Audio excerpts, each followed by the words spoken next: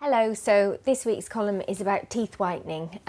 Now I had it in my head that we could film a video at the teeth whitening clinic, but for health reasons we can't, health and safety reasons we can't.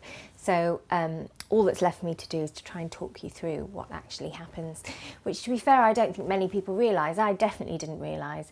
I had never had my teeth whitened before.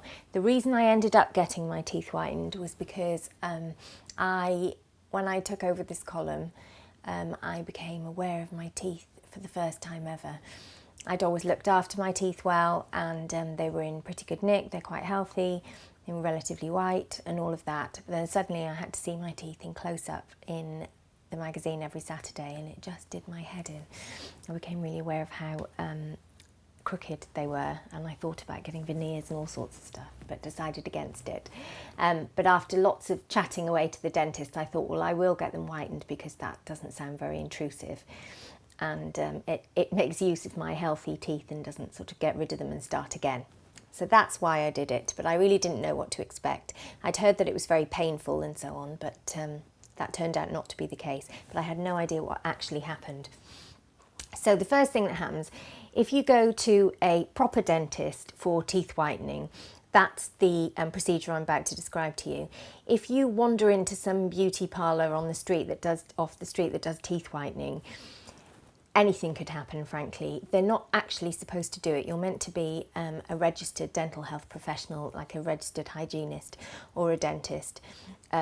But I'm told by the various experts I've spoken to over the past few weeks that lots of salons who offer teeth whitening, they do get fined for doing it, but the fines are so low that it doesn't prohibit them from just going straight back into business. So if you decide to do that, it's your lookout, frankly. I think you should. It's really, really important to see a proper dentist so you get the full treatment and proper advice. So the first thing you should do is get a scale and polish. Just your regular scale and polish costs about £35, and it's only at that point that you can really see what you're dealing with. All the calcium on the back of your teeth is kind of scraped away, and lots of staining and so on will go at that point, and you may decide that you don't need teeth whitening at all, because lots of things can just be got rid of with a really good scale and polish. So that's what you need to do first before you decide what to do next. And also it's just good to go every 6 months and get that done anyway. After your scale and polish, if you decide you still want to go ahead with the whitening, this is what happens. So they take impressions of your teeth. So if you had a brace when you were younger, you might remember what this was like, but they basically shove a load of clay into your mouth and they make impressions of your teeth. There's lovely impressions there of my crooked teeth. And these impressions are there to make trays, which are these. So the impressions are the plaster bit, and then they make these trays out of them. And these just slot into your mouth. And they're meant to fit perfectly. So that's why they do them. So you get these trays back, it takes a few days. After you've got your trays, they give you some bleach. And the way the bleach works is you take your trays, you keep this bleach in the fridge, and you put a tiny little dot of bleach in the gap of every tooth, a tiny little dot. And once you've got a dot for every tooth, you put the tray back in and you press it against your teeth to make sure your teeth are evenly covered with bleach.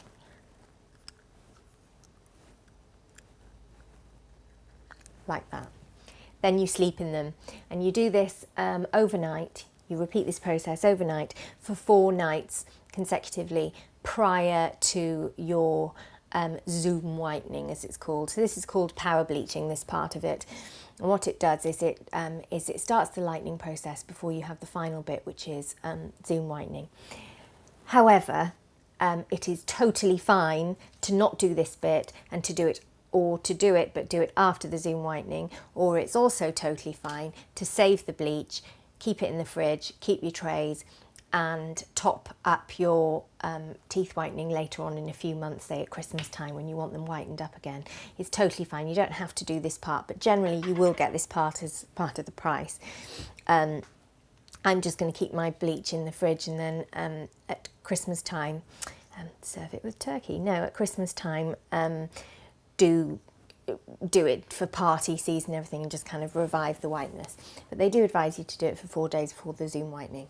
Right, so Zoom whitening, that is the big part of the process.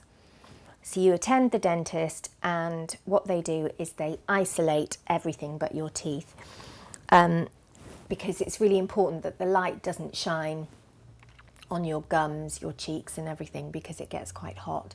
So they put various bits of apparatus in your mouth to keep your mouth open. They cover your gums, they cover the insides of your cheeks with cotton gauze and so on, everything to just make sure that the heat doesn't touch anything but your teeth.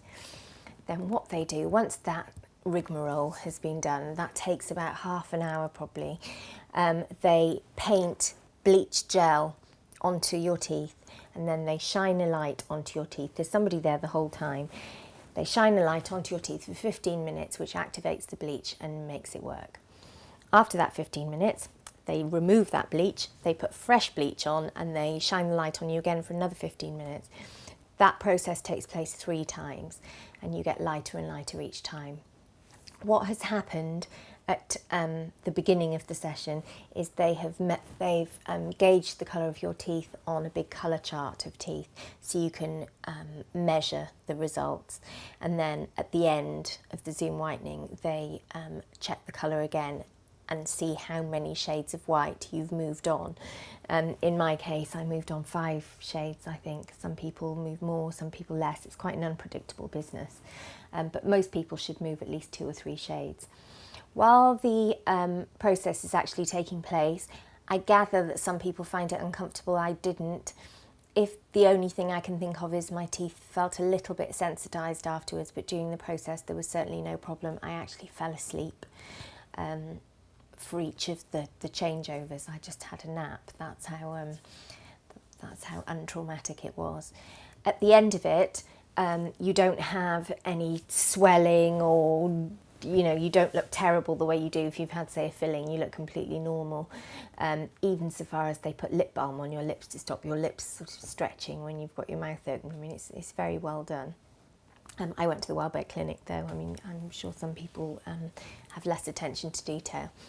So then at the end of it, you gauge your results, and that should only need doing once every 2 or 3 years. You should be able to just keep on top of it about once a year with more trays and bleach, like I showed you earlier.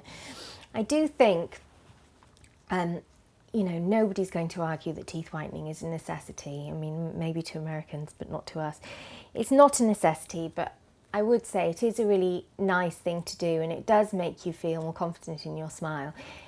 I have always said that the things that make us look old aren't necessarily wrinkles and frown lines and so on. It's hair and teeth. If your hair and teeth look young, you will look young or younger. When people have really bad aged teeth, that makes their whole face look old. So if you can keep them looking white and you can keep them looking healthy, then I think that makes more of a difference than any moisturiser ever will. Anyway, if you have any more questions about the process, just ask me them in the comments section and I will try to answer them. Oh, I should mention the whole process costs about 500 quid. Outside of London, maybe 300. Obviously in London rents are higher and so on. But you're talking about 500 quid by and large. But it's once every 3 years or something, so it doesn't seem too extreme to me. Anyway, let me know your questions and I'll try and answer them. Thanks.